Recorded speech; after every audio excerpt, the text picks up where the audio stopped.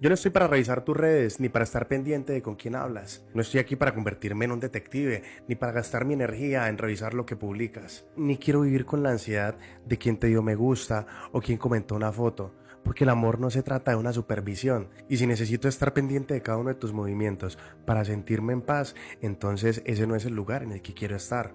Porque yo quiero un amor sano, un amor que me dé paz, no ansiedad, un amor donde pueda confiar sin miedo, donde no tenga que preguntarme si hay algo que no estoy viendo.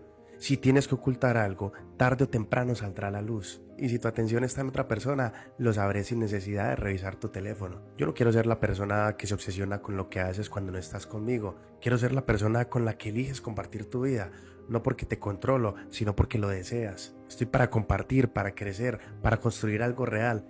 Y si eso no es posible, tengo la valentía de soltar, porque prefiero estar solo que estar en una relación donde la confianza no existe.